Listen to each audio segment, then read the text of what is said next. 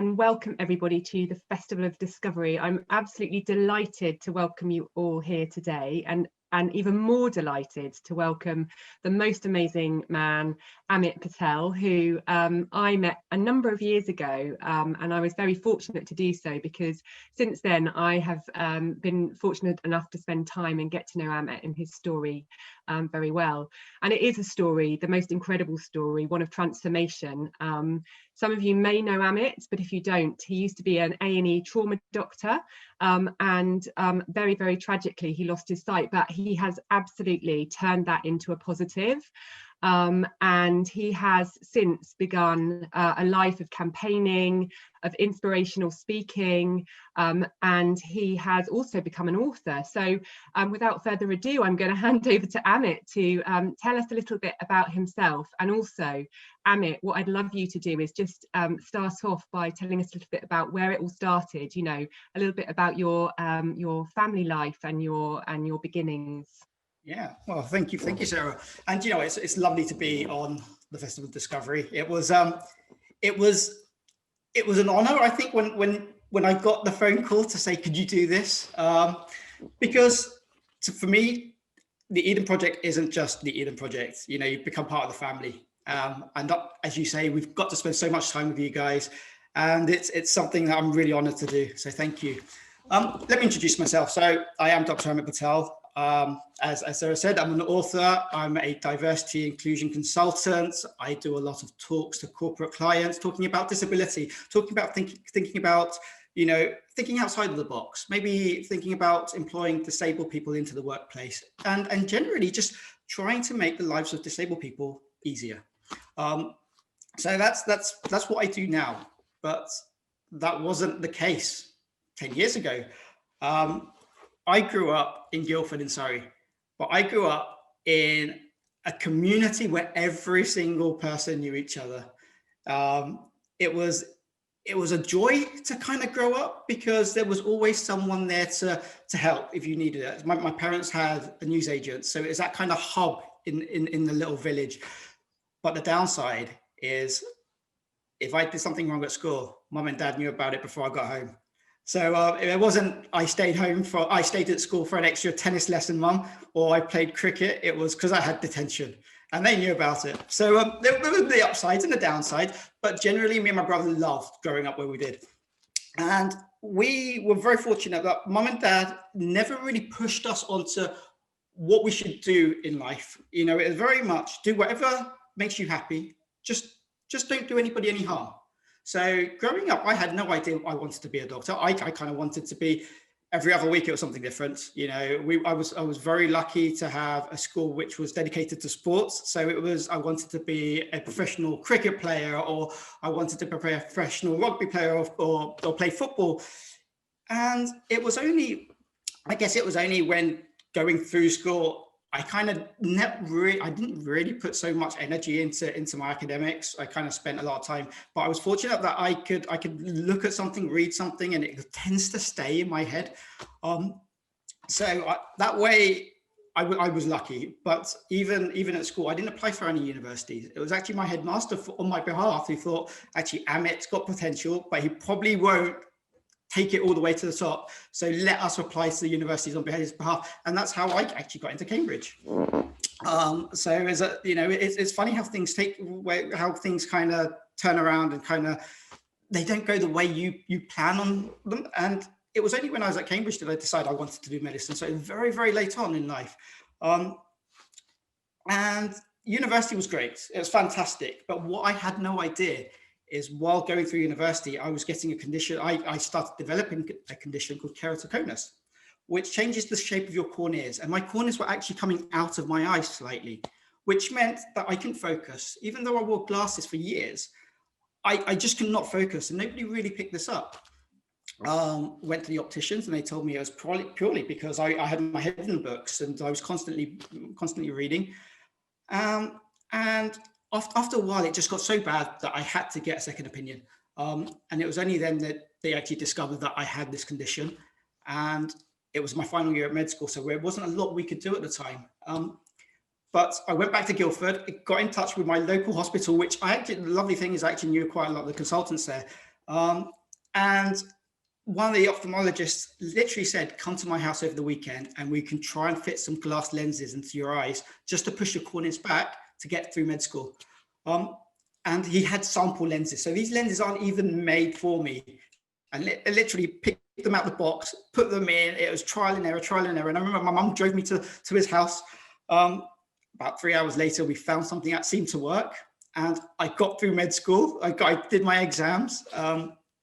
But a year or so after I graduated, that my corneas just got so bad that I needed a corneal transplant. And I had my right eye transplant. I had my cornea and right eye transplanted first. It's a procedure that's actually very much, if you think about it, like replacing a windscreen of a car. It doesn't affect the rest of your body. It should literally just be that part. But for whatever reason, when I had my second eye done, my left eye, rejection started. My body just knew it wasn't my part of my body, and it just kept fighting it. And obviously when you get rejection in one eye, you slowly start getting it in the other. So every 9 months to a year, I would be back under the knife again, having another transplant after transplant. And it got to the stage when I even had my immune system brought right down. I lived in a bubble. And just so my body would then accept the transplant and then slowly we could bring the immune system up. That didn't work. And on my final transplant, I was told that if this doesn't work, there's nothing else we could do. And in between all of this, I was still working. So I would have a transplant, I would recover after 6 weeks, go back to work, and then 6 to 9 months later, redo it all over again. But I think through that process as well, I think it made me a better doctor, because when talking to patients, I understood how it feels to be on the other side. So instead of spending 5 minutes, 10 minutes with a patient, I would spend half an hour. You know, if I found that patients didn't have anybody in the evening to come and visit them, I would finish my shift and spend an hour, have my lunch up there or have my dinner up there with them, just because I know how it feels to be isolated. And that's how I was brought up. You know, if I could help someone, I would go and help someone. It doesn't make any difference to me. And that's how my parents brought me and my brother up. So all of that was still there. And I think that really helped when I became a doctor, because I can feel the other side, you know, I can put someone at ease. Or even when someone looks into my eyes, because when I had the transplants, there would be fluorescent blue stitches in my eyes. And if the lights hit them, it would just shine. And that would just be something that will either put a patient at ease or it'll freak them out. So it could go either way. But it was a talking thing. It was something to take their mind off what they're going through. But on the final transplant, I was told that there was nothing, you know, this doesn't work, that's it. We have to leave it alone. So we kind of put all of our eggs in one basket, had the transplant, and it seemed to work. It got me through for about 2 years. And then suddenly the rejection started again. And we knew full well that there was nothing the NHS could do. There was no new treatment. So it was very much, I called my dad up. And I said, Dad, I'm going to America because I've got friends out in America who, and Keratoconus is a little bit more researched out there. There's a little bit more information, there's specialties out there. So I kind of said, I'm going to the States and I could be out there for 6 months. And my dad literally said to me, I'm coming with you. And that was it. And I called my uncle who lives out in America, who lives out in New York. And he said, oh, yep, come and stay here, you know. And so we basically packed our bags, went off to the States, with basically no idea what would happen. And through my connections, we're very lucky. We managed to get my corneas grown using stem cells, which was the first time ever. But the problem in America is it's private medicine. It costs a fortune. You know, they don't talk about £1,000. They talk about tens of thousands of pounds when you're talking about treatments, and especially new treatments. So we had to then convince the UK government here, because having cornea grafts kind of made it came under the Cloning Act, which wasn't allowed at the time. So we had to then go to court, get my cornea, get a rubber stamp basically on a piece of paper, and get my corneas flown to the UK to have them transplanted here with the doctors as well in tow. And that seemed to work. And for years after that, I had perfect vision. I was working. I was a trauma doctor. I got taken around the world for work, which was amazing. I specialized in emergency medicine. When we had the bombings in London, I was part of that. So it was a busy lifestyle. I worked up in the north of Scotland for a long time. So lots of driving, but it was something I really loved. And then suddenly out of the blue, I met Seema, my wife now, just completely out of the blue. And it kind of changed things. And even though she lived in Brussels at the time, I was here in London, but yet our paths would cross in central London when she would be in London for her work. And I think it just blossomed. I think we kind of knew from there. Eventually, about a year and a half, 2 years later, we got married. And we lived in Guildford. She worked in central London. I drove to London. I hate public transport. I used to hate it. I drove to London. She took the train into London every day. And then about a year or so into after getting married, came home. I had dinner with Seema, and I worked pretty late that day. Came home, went to bed, and then there was a build-up of pressure in the back of my eyes, and my eyes just went pop. And that's when our sight loss journey really started. It was something that wasn't planned. We never discussed what would happen if I lost my sight. We were talking about where we want to be, where we want to work, where we want to bring up our kids is what our conversations were about, not what would we do if I lost my sight. So that came out of the blue. And obviously, everything I worked for up to that day had just disappeared. And I think that's when I lost who I was. I lost my motivation. I lost my confidence. For me, I personally thought I lost everything. But my amazing wife, Seema, I think she was that backbone that I needed. Her and my parents, my family, they knew I was still there. I just had to find myself. And that's what she kept saying to me, Amit, don't worry, take as long as it takes to find yourself. Once you get to that stage where you're ready to move on, we're here to help you. And when I did get to that stage, I think it was a bit of a push because we decided to leave everything we knew in Guildford and move to London purely because Seema hated the commute every day. If there was a problem at home, it would take her 2 hours to get home. If there was a wrong leaf on the train, on the train line, it would take her 3 hours to get home. So we made that really, really hard decision to leave everything I knew and move to an area that I had no idea, and especially when I've lost my sight completely. But if I was going to learn to navigate the world as a blind person, I might as well do it in a city which is busy. If I could do London, I could do anywhere.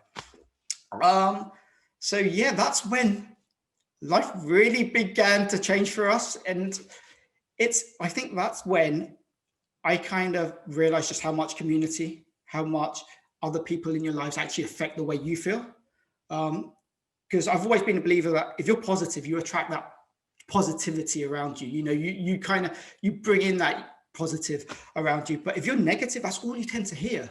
And it's really weird when you think you're at the lowest that you could ever be, hearing other people say, well, Amit's not worth anything anymore. He's not good enough. He can't work. And Seema's going to have to look after him for the rest of his life. When you hear things like that, you think, well, is this how people see disabled people? And that's what really, really got me. So I'm lucky, I've got Seema to help me along the way. But we found that it's a struggle to get the services, to get the help, to get those things you need just to get independence again. If you're on your own, I'm lucky, but we found that people were struggling. So we made it our goal that if we could help people along our journey, we will do. And that's where the whole campaigning started. Anything from getting the services they need. If you imagine losing your sight and living on your own and then being told by your local authorities that they're very busy, but they can't get to you for 6 to 9 months to help you learn to use a white cane. Imagine being stuck in your house. And imagine if that year then comes by and they say, right, we can help you. You've probably lost all that motivation and that energy to be able to leave your house on your own. And I feel that nobody should ever have to go through that. Nobody should ever have to feel that they're that alone, that they can't pick up the phone and ask for help. Because for me, it was, I don't know if it's a guy thing. It probably is a guy thing, but we don't want to ask for help, and especially a doctor where I always used to get asked for advice. And now I'm on the other side. I found it really, really hard. I found that I didn't want to be a burden. And then that's personally for me, I felt that if I kept asking people for help, I would feel like I'm a burden to them and they don't want to help, or they're just helping me from pity. But it's only after you kind of go through the process and you talk to people, people don't feel that way. People are there to help you. If you want to help, people are there to help you. Sometimes you just have to ask. And people feel a burden to keep asking me if I want help. People don't want to kind of put me in a situation where I don't feel comfortable in. So it kind of works both ways. But I think when I got to that stage in my life where I thought, right, I really do want to now move forward, the help was there. And I think people need to realize that the help is there. So yeah, it's absolutely insane. So we moved to Canary Wharf, concrete jungle, learned to use a white cane, which isn't as easy as it looks, you know, sweeping it left and right. It's a lot more than that, you know. Being completely blind, my hearing is what keeps me safe. My touch and my feel, I touch everything. I touch everything. It's the only way I feel safe.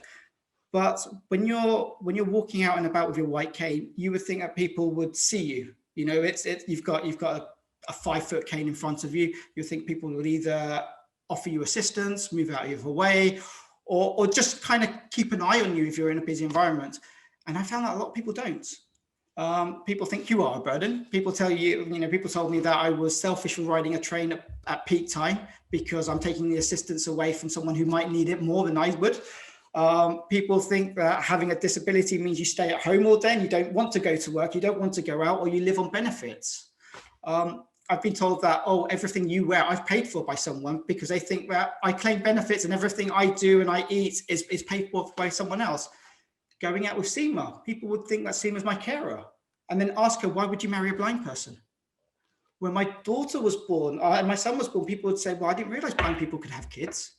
And you think, well, is this how society really thinks of disabled people? So I made it a conscious decision to actually prove that, yes, I am blind, but I lead an amazing life. I've got 2 amazing kids. I've got an amazing wife. I've got an amazing family. What more do you need? I take every day as it comes, and it's okay to feel sad. It's absolutely fine. I wake up some mornings and I don't want to leave my house. I don't know why. It's probably weeks and weeks of emotions building up, of things I've heard other people say about me as I'm walking down the street, and it all builds up. And then just one day you know what, I need to take a step back. But that's okay, because everybody feels that way sometimes. But I think what really changed for us is the introduction of Kika, the crazy blonde, silly Labrador that came into my life really, really unexpectedly. Because when I lost my sight, I didn't think about a guide dog, because the closest I got to thinking about guide dogs is probably when I saw patients come into the hospital with a guide dog, or that little charity box my parents had in their newsagents for 20 years of a little Labrador, where everybody used to put some money into it and the gentleman used to come and collect it every month. That's probably the closest connections I had to guide dogs. So when we looked into guide dogs and we did the whole assessment, they said, well, we think a dog would definitely benefit you, but it's going to take 2 to 3 years to be matched to that right dog, because every single dog is matched to the individual, because it depends on where I go, where I live, what I do, what my family situation is like. And then obviously every dog is different. And they told me that there's no dogs in the system at the moment that match my criteria. So we thought in our wisdom that I've just got to now understand where I live and I can get out and about. Let's sell up and buy a house with a garden, because eventually when a dog comes along, you want a house with a garden so the dog can have some fun. So we thought we got 3 years. So over a cup of coffee, I kind of said to Seema, why don't we put the flat for the market? And we just got the flat to exactly how we wanted it. And by the afternoon, we're speaking to the estate agents. The house is on the flat, it's on the market. And about 3 weeks later, we get a phone call to say we sold it. On the same day, we get a phone call to say, we think we found you a dog. And her name's Kika. And she's a yellow lab, and that's all I got. And it ended with, but she may not like you, is what they ended the conversation with.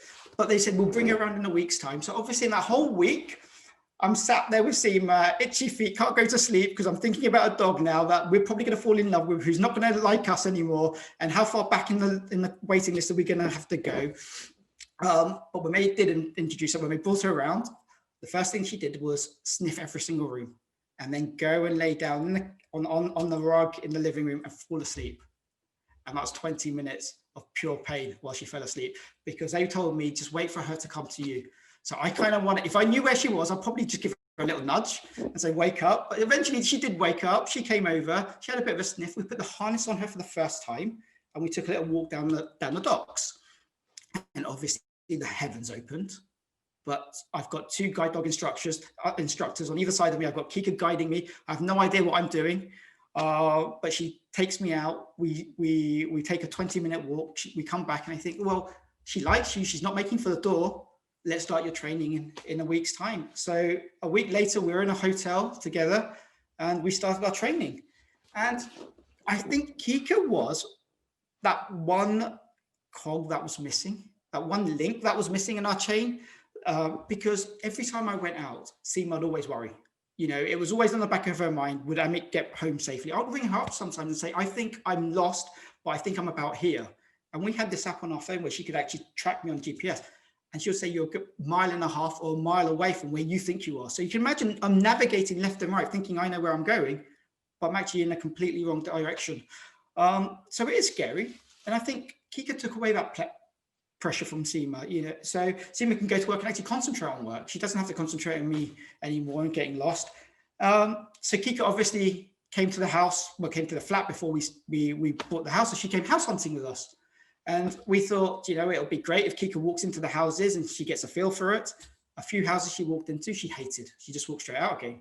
A few houses we got to and the owner said, no, you're not allowed to bring your guide dog in. So we obviously dismissed those. The house we're in now, we actually dismissed because it had the smallest garden. We thought, you know, having a dog, you probably need a larger, and for whatever reason, it was the house that Kika liked. And it happened to be the most expensive house on our list. So we're here, but you know what? She's picked the right house. We've made some amazing memories here. Kika came along. 9 months later, my son was born. A year and a half after that, my daughter was born, and my daughter was born just after we had the big lunch here.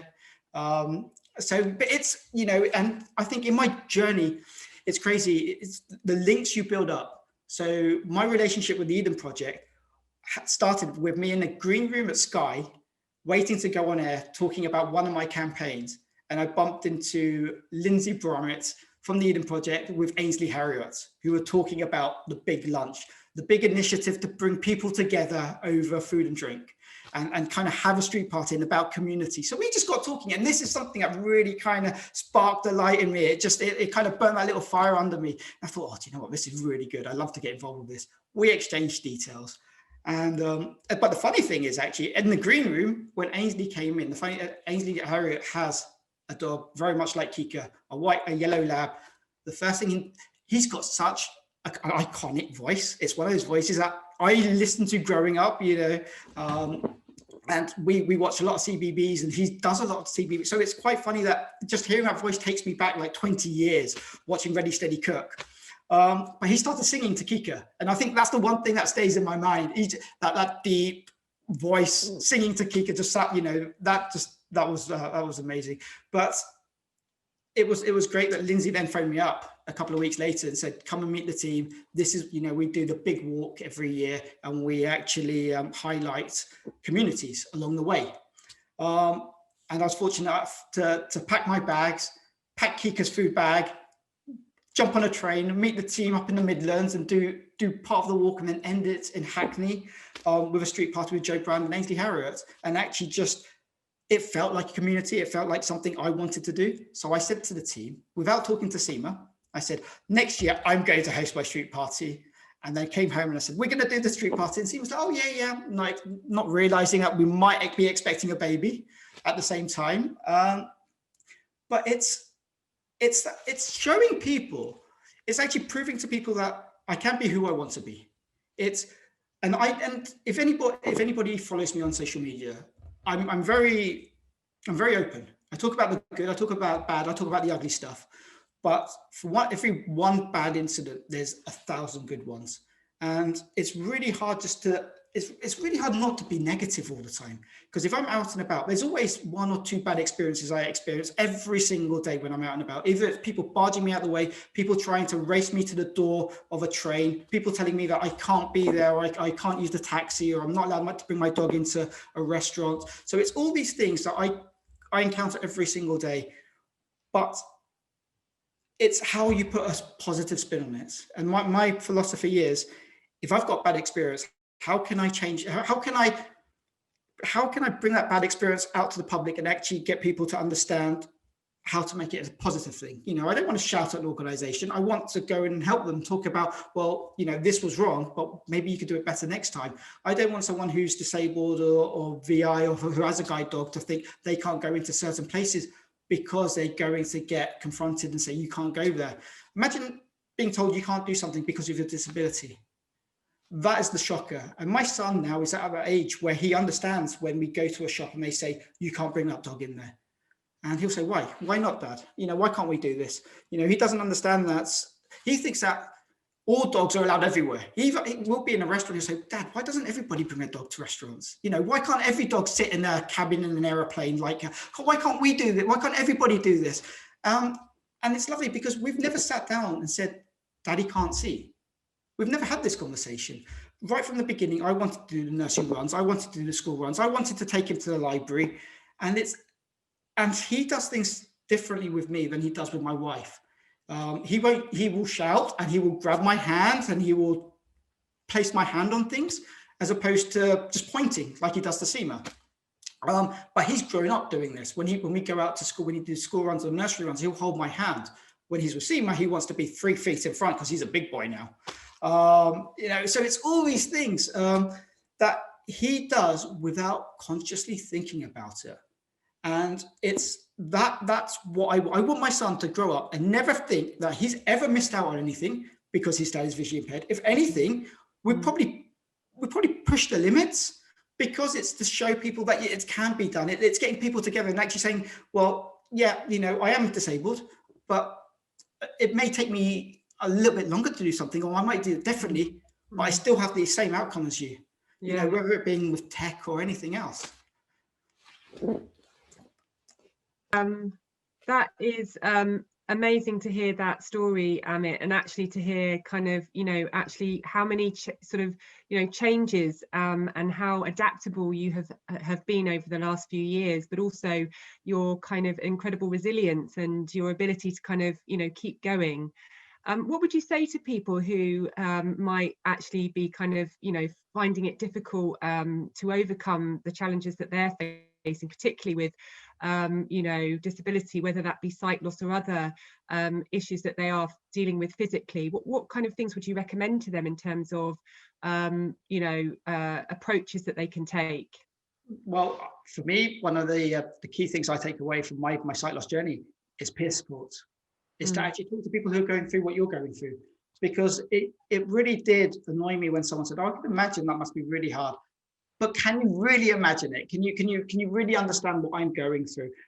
So when I lost my sight, I joined the RNIB, and it was when I was in a group with others who were going through sight loss. And at the first 3-4 weeks, I was the quiet one. I kind of took everything back, listened to what everybody said, and actually understood that it's not just me going through this. I'm not the only angry person in this room. There's so many of us in here, but together talking about it kind of relieved those little things, you know, simple things. How do you make a cup of tea in the morning? You know, it's those basic things. It's how should I feel? I used to feel that I needed to put a smile on my face for everybody else, because if I didn't have that smile on my face, people feel awkward. And that would take so much energy out of me.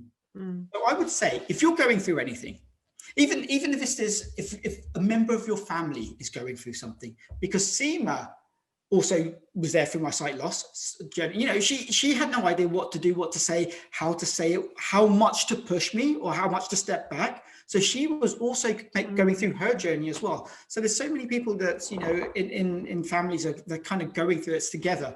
I would say talk about it, be open, be honest. Because once you are, it's easier to talk. You know, sometimes those small problems that you think that are kind of consuming you tend to get bigger and bigger and bigger because you can't get it out of your system. You can't talk about it. You can't move forward. But it might be something so trivial that just talking about it might just help move you along. You know, I lost my smile.